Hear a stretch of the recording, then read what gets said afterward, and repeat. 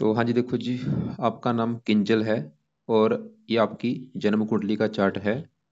और आपने जो मुझे कुंडली बनाने के लिए इसलिए भेजा है क्योंकि आपकी आ रही है मैरिज लाइफ में दिक्कतें पिछले 2.5 साल हो चुके हैं, आपने मुझे बताया है। और आप चाहती हैं कि आप अपने पति के पास वापस जाएं, लेकिन आपका पति आपको रखना नहीं चाहता, वो आपसे तलाक लेना चाहता है। आपका एक लड़का भी है। तो आपका सवाल है कि आप मतलब ऐसे क्या उपाय करें ताकि ये जो मैरिज लाइफ की दिक्कतें हैं वो दूर हों, और ये दिक्कतें क्यों आ रही हैं, आपका ये सवाल है। तो सबसे पहले देखो जी, ये जो कुंडली है आपकी, मैं कुंडली बनाऊंगा और आपके पति की जो कुंडली है उसको मैं वैसे कवर करूंगा। आपने उनकी ये डिटेल भेजी है, उनकी कुंडली में क्या कारण है। सबसे पहले आपकी कुंडली की अगर मैं बात करूं, ये जो कुंडली होती है इसमें होते हैं टोटल 12 घर। पहले आप 12 घर एक बार समझो पहले। ये आपका पहला घर है, ये दूसरा घर, तीसरा घर, चौथा, पांचवा, छठा घर, ये सातवां घर, आठवां, नौवां, 10वां, 11वां और ये 12वां घर। अब ये जो 12 घर हैं, इन घरों से आपके जीवन के बारे में कुछ ना कुछ पता किया जाएगा। जैसे कि पहले घर से हम आपका शरीर देखेंगे, हेल्थ देखेंगे, स्वभाव रंग रूप देखेंगे। दूसरा घर धन जोड़ने का है। तीसरा घर आपके छोटे भाई बहन। चौथा घर माता, मकान, वाहन। पांचवा घर आपके बच्चों का है। छठा घर शत्रु रोग कर्जा। ये सातवां घर है आपके पति का घर, जो आपका सवाल भी है, तो पति के लिए सातवां घर देखेंगे। आठवें घर से आपकी उम्र देखेंगे। नौवें घर से भाग्य है। 10वां घर काम काज का है। 11वां घर है लाभ। और 12वें घर से आपके खर्चे देखेंगे। तो आपने मेरी दो बातें नोट कर लेनी है। पहली बात है, जो मैंने 12 घर बोले हैं वो याद कर लो। दूसरी बात, इन 12 घरों से जो कुछ देखा जाएगा वो याद कर लो। अब आप ये देखो कि आपने क्या देखना है, वो घर देखो। जैसे कि अगर आपका मान लो आपका सवाल है आपकी माता को लेके, तो 12 घरों में जो माता का घर मैंने बोला है वो है चौथा घर। चौथे घर से देखा जाएगा आपकी माता का सुख। अब चौथे घर में नंबर 1 लिखा है, 2 नंबर। 2 है वृष राशि। और वृष राशि का जो मालक होता है वो शुक्र होता है। तो आपकी माता के लिए हमें शुक्र को देखना पड़ेगा। ऐसे ही अगर आपका और कोई सवाल है वो घर देखो। जैसे आपका सवाल आपकी उम्र को लेके है, 8वें घर से आपकी उम्र देखी जाएगी। और 8वें घर में 6 लिखा है, 6 है कन्या राशि, मालक बना बुध। तो आपकी उम्र के लिए हमें बुध को देखना पड़ेगा। मतलब मेरे कहने का कि जो कुछ देखना है वो घर देखना है और घर का मालक देखना है। अब देखो जी, बात करते हैं भविष्यवाणी की, क्योंकि आपका जो मेन सवाल है वो तो विवाह को लेके है। तो पहले विवाह के बारे में ही जानेंगे। अब जैसे मैंने आपको बोला था, 12 घरों से कुछ ना कुछ देखा जाता है। तीसरा घर छोटे भाई बहन, चौथा घर माता, पांचवा घर बच्चों का, 10वां घर पिता का, 11वां घर बड़े भाई बहनों का। ऐसी किसी भी कुंडली में, कोई भी जो कुंडली है उसमें ये 7वां घर होता है, ये पति पत्नी का होता है। तो ये 7वां घर बनेगा आपके पति का घर। अगर आपके पति का सुख देखना है, ये 7वां घर देख के डिसाइड होगा। अब आपको मैंने एक फार्मूला समझाया है कि घर का मालक देखना है। अब 7वां घर पति का है, तो पति के घर का जो मालक है, 7वें घर में नंबर लिखा है 5 नंबर। और 5 है सिंह राशि। सिंह राशि का जो मालक है वो है ये सूर्य ग्रह। तो आपके पति का सुख देखना है, हमें इस सूर्य ग्रह को देखना पड़ेगा। अब सूर्य के अलावा पति के घर में देखो जी, शुक्र और मंगल बैठे हैं, 2 ग्रह। इन दोनों को भी देखना पड़ेगा।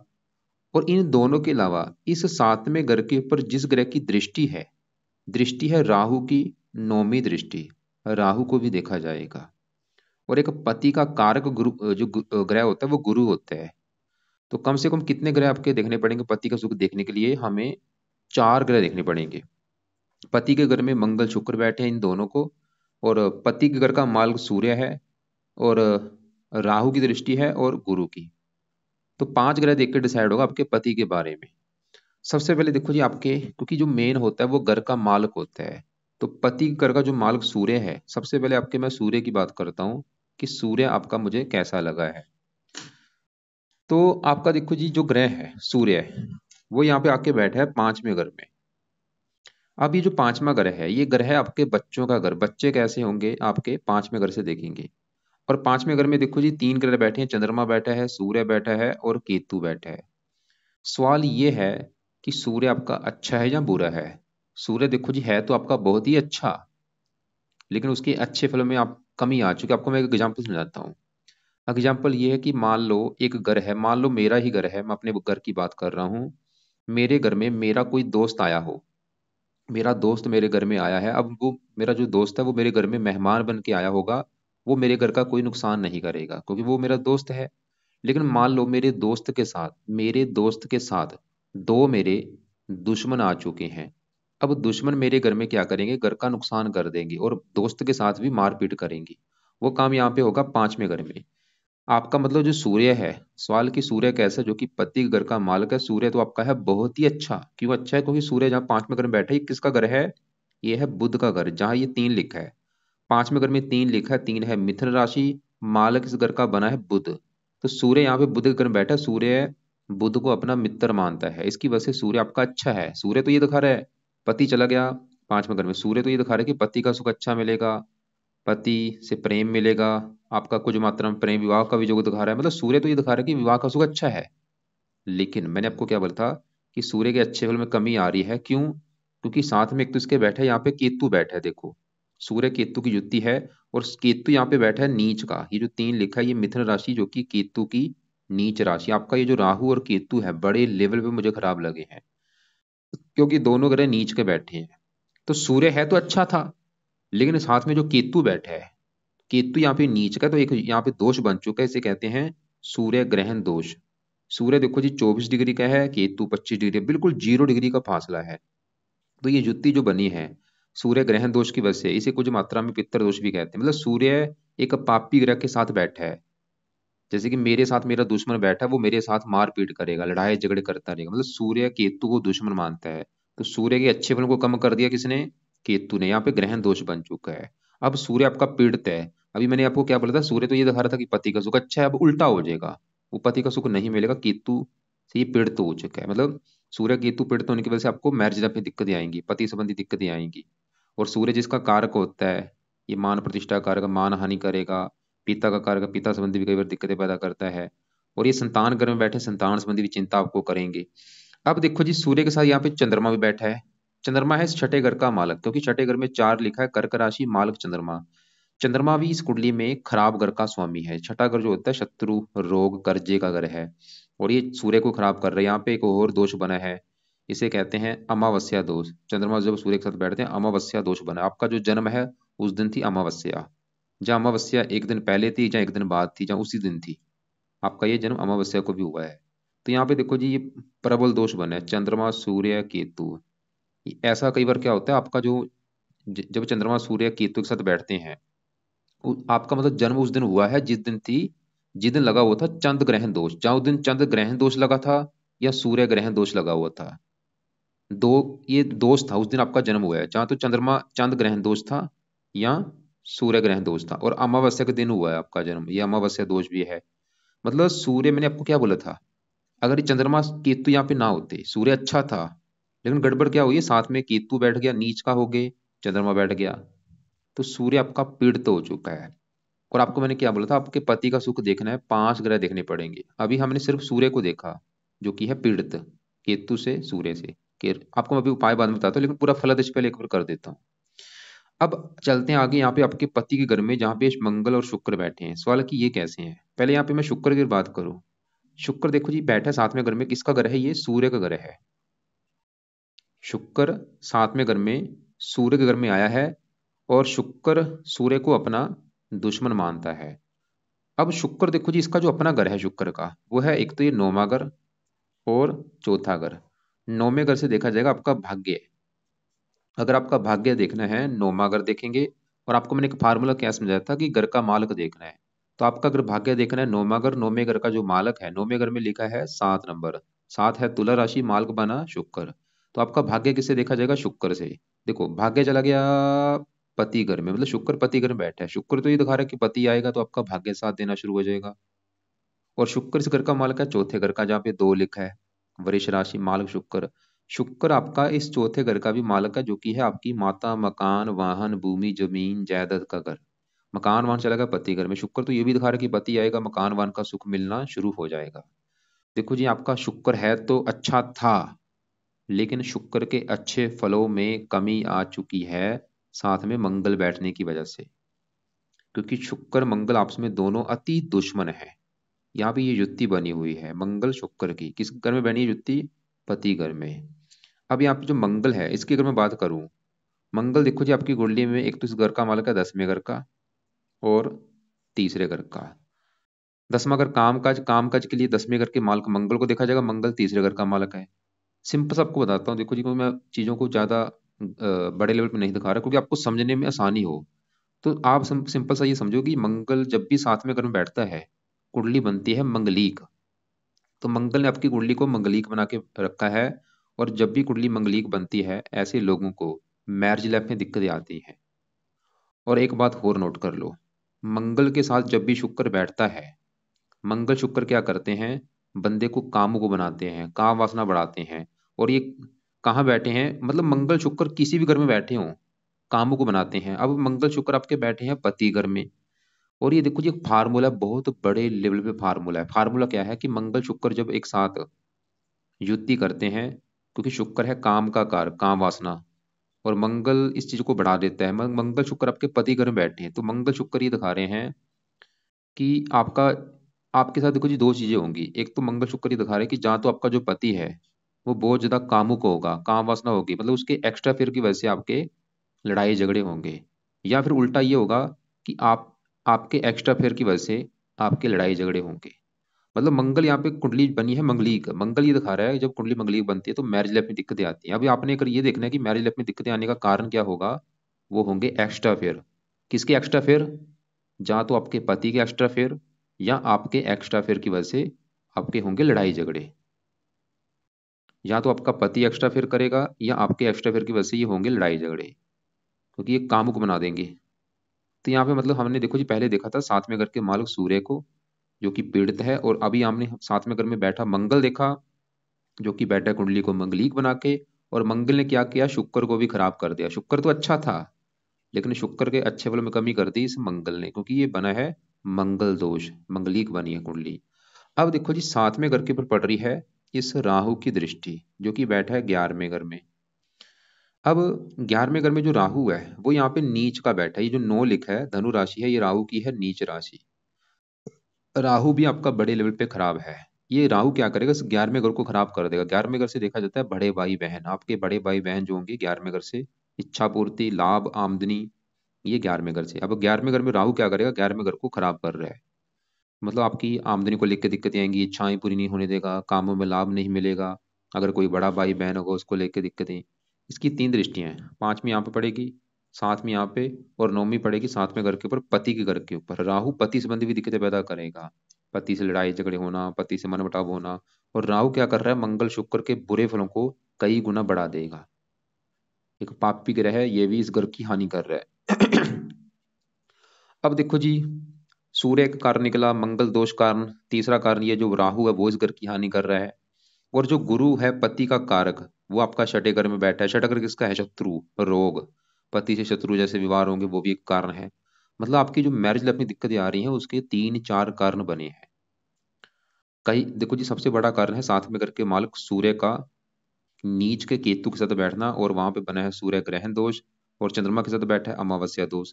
पहला सबसे बड़ा कारण सूर्य का खराब होना है। दूसरा कारण 7वें घर में मंगल दोष बना है, शुक्र के साथ बैठा है। और जब भी मंगल शुक्र के साथ बैठते हैं, ऐसे बंदे कामुक होते हैं, काम वासना बढ़ाते हैं, काम वासना की वजह से एक्स्ट्रा फेयर होते हैं। और एक्स्ट्रा फेयर होने की वजह से लड़ाई झगड़े होते हैं, पति पत्नी में बनती नहीं। और ये एक्स्ट्रा फेयर मैंने जैसे बोला, जहाँ तो आपका पति करेगा जहाँ आप करेंगी, उससे लड़ाई झगड़े होंगे। इसके अलावा 7वें घर के ऊपर राहु की दृष्टि है, वो इस घर की हानि कर रहा है। पति का कर गुरु, वो भी। लेकिन बड़ा देखो जी, अगर सबसे बड़ा कारण अगर आपका देखा जाए मैरिज लाइफ में दिक्कत आने की, एक तो 7वें घर के मालिक सूर्य का पीड़ित होना, दूसरा ये मंगल दोष। राहु भी थोड़ा सा है, लेकिन मंगल दोष भी एक बड़ा कारण है। गुरु भी है, लेकिन वो भी इतना बड़ा कारण नहीं। तो दो बड़े मेन कारण, सूर्य का पीड़ित होना और मंगल दोष। अब आपके मैं पति की कुंडली देखता हूँ। पति की देखो जी कुंडली में, ये है आपका पति की कुंडली, जो आपने मुझे डिटेल भेजी है, संदीप 16/6/87। अब ये इसकी आई है कुंडली। अब इसकी कुंडली में देखो जी, क्योंकि 7वां घर ही देखना पड़ता है। ये जो 7वां घर मैंने आपको बोला था, 7वां घर पति पत्नी का होता है। अब 7वां घर इसकी पत्नी का बनेगा, मतलब आपका बनेगा कि इसकी पत्नी कैसी होगी 7वें घर से। फार्मूला क्या है, घर का मालिक देखना। 7वें घर में लिखा है दो, दो है वृष राशि, मालिक बना शुक्र। तो हमें देखना पड़ेगा शुक्र को, इसकी पत्नी का सुख देखने के लिए। और शुक्र कहाँ बैठा है, इसी घर में बैठा है, जो कि बहुत अच्छी बात है। मतलब शुक्र इसका 7वें घर का मालिक अपने ही घर में बैठा है। जैसे कि देखो जी, दुनिया का कोई भी इंसान अगर वो अपने घर में होगा, अपने घर का हमेशा अच्छा करेगा। शुक्र अपने घर में बैठा है, वो तो ये दिखा रहा है कि पत्नी का सुख अच्छा है। लेकिन अब गड़बड़ कहाँ पे हुई है, एक दशा होती है, जैसे आपके ऊपर अभी दशा चली हुई है बड़ी, वो है शनि की, 7वां महीना 22 से चली है, 41 में खत्म होगी। आपके मतलब जीवन के ऊपर जो सबसे बड़ा असर है वो है अभी शनि का, इसकी महादशा चली हुई है। और एक अंतरदशा भी होती है, वो भी शनि की है। ऐसे ही देखो जी, अगर आपके पति की मैं कुंडली देखूं, तो इनकी दशा भी जो चली है वो यहाँ पे देखो, वो है शनि की। इनकी भी शनि की दशा चली है, कब चली है? 3 तारीख 12वां महीना 21 को चली है शनि की दशा, और ये 40 में खत्म होगी।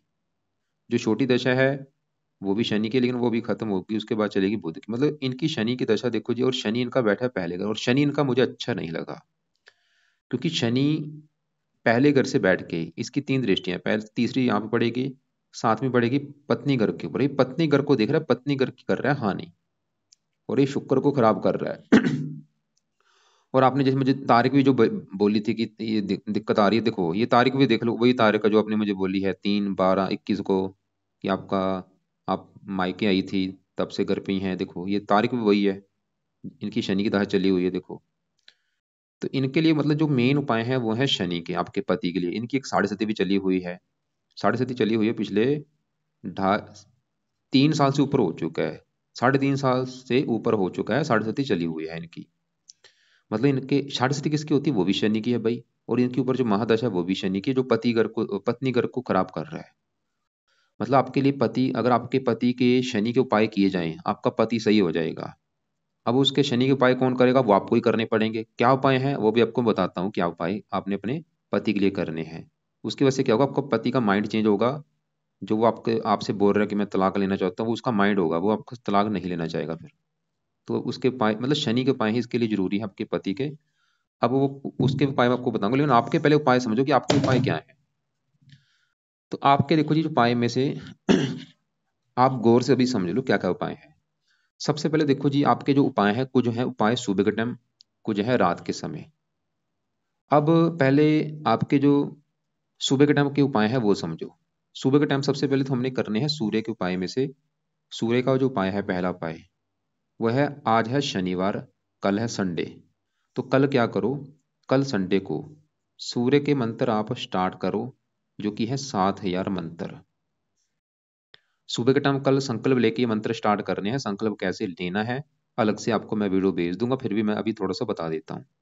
तो कल आप ये प्रार्थना करना सुबह के टाइम कि हे सूर्य देवता जी, मेरा नाम किंजल है, मेरी जात ये है, गोत ये है। आप मेरी कुंडली के 7वें घर के, यानी कि पति के घर के हैं मालक, और मुझे पति संबंधी काफी दिक्कतें परेशानियां आ रही हैं, यहाँ तक कि हमारी तलाक होने तक नौबत आई हुई है। तो सूर्य देवता जी, मैं चाहती हूँ मुझे पति का सुख अच्छा मिले, पति संबंधी जो दिक्कतें आ रही हैं वो ना आए, पति मतलब हमारी जो दिक्कत है वो दूर हो जाए। इसलिए आपके जो मंत्रों की संख्या है 7,000, वो मैं पूरी अभी करने जा रही हूँ। तो इस प्रकार आप संकल्प लेके, कल से ये संकल्प लेके 7,000 मंत्र पूरे कर लो। बाकी आपकी मर्जी है, चाहे 7 कर लो, चाहे इसको आप 2 गुना भी ज्यादा कर सकती हैं, 14,000 भी कर सकती हैं, या 3 गुना भी ज्यादा कर सकती हैं, 21,000 भी कर सकती हैं। तो मंत्र है ओम गृणी सूर्य नमः, ओम गृणी सूर्य नमः। माला से करना है मंत्र, माला रुद्राक्ष की माला ले लेना। और ये मंत्र देखो जी, आप कितने दिन में पूरे करने हैं, चाहे आपके 11 दिन लग जाए, चाहे 21 दिन लग जाए, चाहे 40 दिन लग जाए, मंत्र पूरे कर लो। और मंत्र पूरे करने के बाद क्या करना? फिर आपने मंत्र छोड़ देने हैं। जब आपने, मान लो आपकी मर्जी है, चाहे 7 कर लो, चाहे 14 कर लो, चाहे 21 कर लो, मंत्र पूरे करने के बाद छोड़ देना। फिर क्या करना? फिर आपने दूसरा जो उपाय करना है वो है, फिर आप मंगल के मंत्र पूरे करने हैं, क्योंकि जो मंगल दोष है वो तभी सही होगा मंगल के मंत्र करने से। तो मंगल के मंत्र है 10,000। अब जब मंगल के मंत्र आप स्टार्ट करेंगी, वो है वो होगा मंगलवार का दिन। और संकल्प लेके ये भी स्टार्ट करना कि हे मंगल देवता जी, मेरा नाम ये है, जात मेरी ये है, गोत ये है, आप मेरी कुंडली में मंगल दोष लेके बैठे हैं, और मुझे आ रही है मैरिज लाइफ में बहुत सारी दिक्कतें। मैं चाहती हूँ आपका बुरा फल प्लीज मुझे ना मिले, इसलिए आपके जो मंत्रों की संख्या 10,000 है वो मैं पूरी करने जा रही हूँ।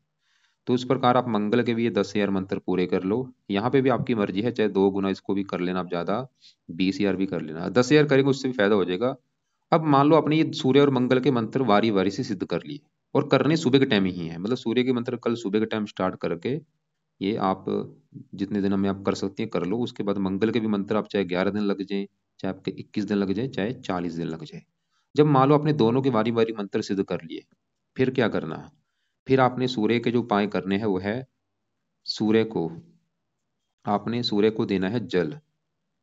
पहला पाई हो गया, बाद में पहले मंत्र कर लो। फिर सूर्य को जल देना है रजाना, ये तो आप वैसे भी कल से भी शुरू कर सकते हैं, जल देना वो तो कल से शुरू कर ही देना है।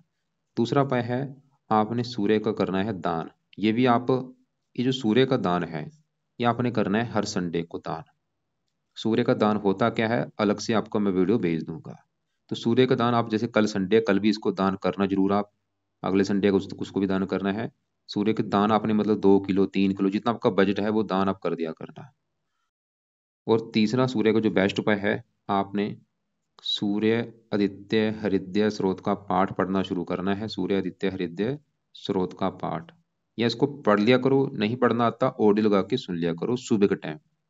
लेकिन पहले ये मंत्र पूरे कर लो सूर्य मंगल, उसके बाद ये पाठ पढ़ना आप शुरू कर देना। बाकी सूर्य को जल देना और दान ये तो आप कल से शुरू कर देना। जल तो रोजाना देना है, दान हर संडे को करना है। चौथा पाय सूर्य का करना है, सूर्य कवच का पाठ आपने पढ़ना है। दो पाठ हैं, सूर्य आदित्य हृदय स्रोत और सूर्य कवच, दोनों पाठ सुबह के टाइम पढ़ लिया करो या इनकी ऑडियो लगा के सुना करो। और पांचवा पाय आपने जो करना है, हर संडे को सूर्य देवता का व्रत रखना है। व्रत में देखो जी क्या करना है, दिन में फल फ्रूट खा लेना, एक टाइम फल फ्रूट खाना होता है। रात को एक टाइम भोजन करना है, दिन में भोजन नहीं करना। रात को जो भोजन आप करेंगे उसमें नमक का सेवन नहीं करना। और सूर्य की जो कथा है, कथा भी सुनना कल की कथा क्या है, कल ही आप व्रत रख लेना। और सुबह के टाइम जब नहा धो के उठेंगी, सुबह नहा धो के व्रत रख लेना। व्रत कहाँ रखना, घर पे ही खड़े होके जहाँ पूजा स्थान है वहां पे प्रार्थना करना कि हे सूर्य देवता जी, आज आपका मैं व्रत रखूंगी, क्योंकि आप मेरे कुंडली के पति के घर के हैं मालक, जो पति संबंधी दिक्कतें आ रही वो ना आए, इसलिए आपका आज मैं व्रत रखने लगी। तो ये व्रत देखो जी आप कल भी रख सकती हैं, या और कल से सूर्य के मंत्र देखो, एक बार रिपीट करता हूँ क्या क्या मैंने बोला है, कि कल संडे है, कल से ये मंत्र शुरू करके आपका चाहे 11 21 जितने दिन लगते हैं मंत्र पूरे कर लो। उसके बाद फिर मंगल के मंत्र आपने पूरे करने हैं। और बाकी सूर्य को जो जल देना वो रोजाना देना, कल से शुरू कर देना। सूर्य का दान अपने हर संडे को करना है, दान की वीडियो भेज दूंगा आपको मैं। और सूर्य का जो पाठ आपको मैंने बोला, सूर्य आदित्य हृदय स्रोत का पाठ और सूर्य कवच के पाठ, दोनों पाठ पढ़ने हैं सुबह के टाइम, या इनको सुन लिया करो। और व्रत भी आप हर संडे को रखो। कितने व्रत रखने हैं, अभी रखो, 5 रख लो, 11 रख लो, 21 रख लो। आपने देखो जी 2 ग्रहों के व्रत रखने हैं, आपने मंगल का भी व्रत रखना है। आपकी मर्जी है, चाहे दोनों के व्रत आप एक साथ रख सकती हैं, मतलब हर संडे को सूर्य को व्रत रखा करो, मंगल का व्रत हर मंगलवार को रख लो। अगर आपको लगता है कि कोई दिक्कत है तो आप पहले सूर्य के व्रत रख लो। उसके बाद जब सूर्य के मंत्र, आप सूर्य के व्रत आपके 11 पूरे हो जाएंगे, जहाँ 11 रख लो 21 रख लो, उसके बाद फिर मंगल के व्रत रख लिया करो। या दोनों के एक साथ भी रख सकती हैं, मतलब हर संडे को सूर्य का व्रत रखो और हर मंगलवार को मंगल का व्रत रख लो। मैं तो बोलूंगा रख लो, अच्छी बात है। अब देखो जी, मंगल के आपने और भी उपाय करने हैं। अब क्या उपाय हैं, क्योंकि आपके लिए देखो जी, अगर आपको लाइफ में चेंज लाना है, पाठ पूजा तो करने पड़ेंगे, ये तो कन्फर्म है। तो मंगल के उपाय क्या क्या है वो भी लिखो। अब मंगल का जो, जब आपको मैंने बोला मंत्र आप सिद्ध कर लेंगे, उसके बाद आप मंगल का भी सुबह के टाइम मंगल कवच का पाठ, ये पाठ पढ़ना है रोजाना। 2 मिनट का पाठ है, ज़्यादा टाइम नहीं लगेगा, 2 मिनट में पाठ पढ़ लेंगी, या इसको सुन लिया करो। दूसरा है मंगल स्रोत का पाठ, तो दोनों पाठ पढ़ने हैं या सुनने हैं। और तीसरा उपाय, मंगल का भी दान आप हर मंगलवार को थोड़ा बहुत दान जितना आप कर सकते हैं, जो आपका बजट है। और दान मंगल के क्या है वो आपको अलग से वीडियो में भेज दूंगा। चौथा उपाय, मंगल के लिए हनुमान जी का भी आप पाठ पूजा कोई ना कोई कर सकती हैं। हनुमान जी का मतलब जब भी टाइम कभी लगे हनुमान जी के मंदिर जा सकती हैं। इसके अलावा देखो जी आप, मैंने बोला है मंगलवार का भी आप अपने व्रत रखना है।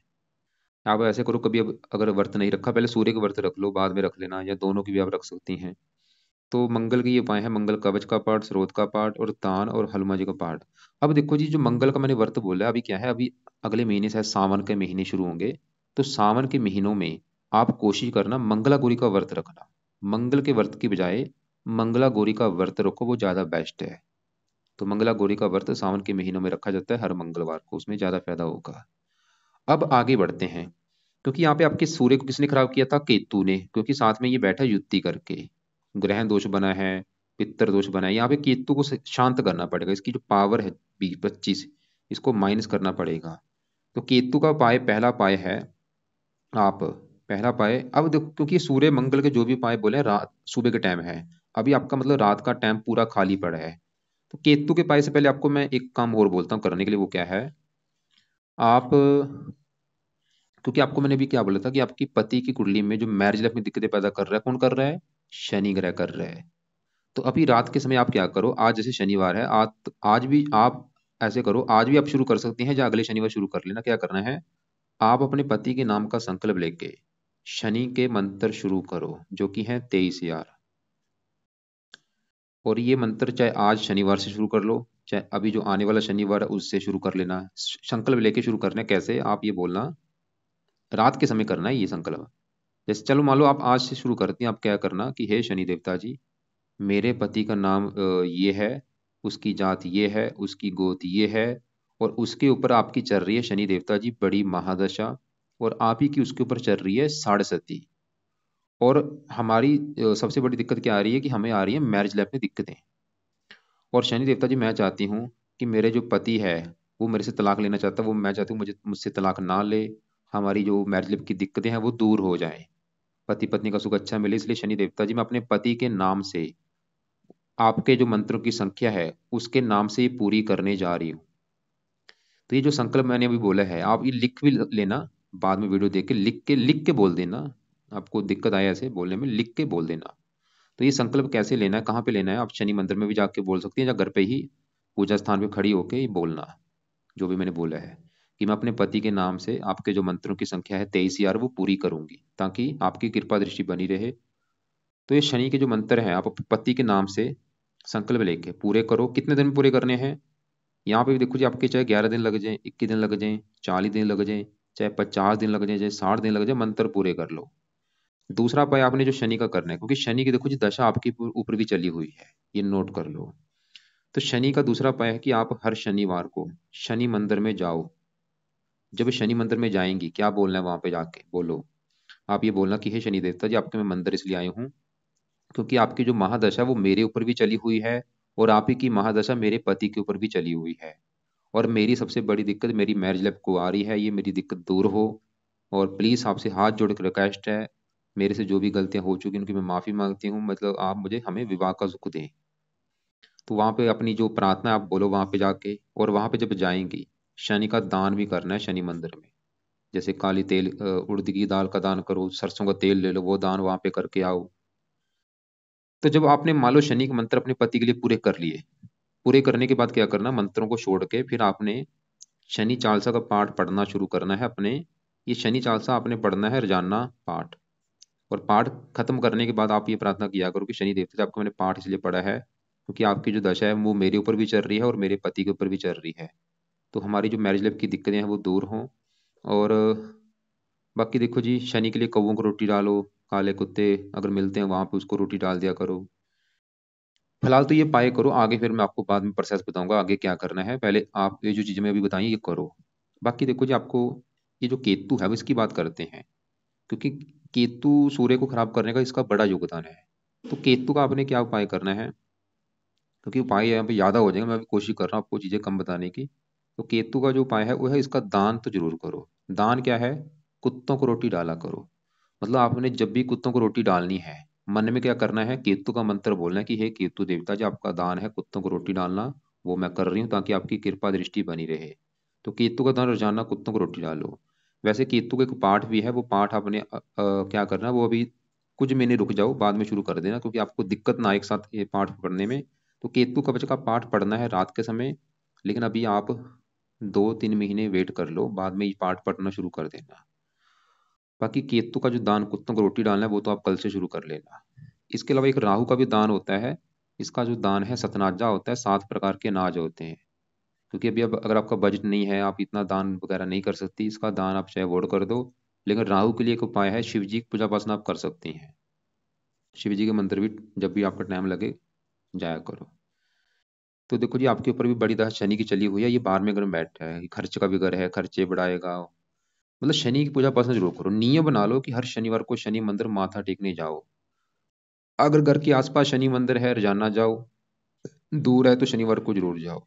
बाकी शनि के मंत्र अपने पति के लिए पहले सिद्ध करो, उसके बाद शनि चालीसा पढ़ना है। फिर आपको बाकी आगे चीजें मैं बाद में बताऊंगा, आगे का जो प्रोसेस क्या है।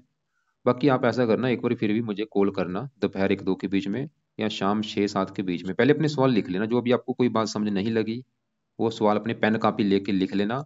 फिर मुझे कॉल करना दोपहर 1-2 के बीच में या शाम 6-7 के बीच में। और इसके अलावा अलग से कुछ आपको मैं वीडियो भेजूंगा, उनको भी आप एक बार पहले देख लेना।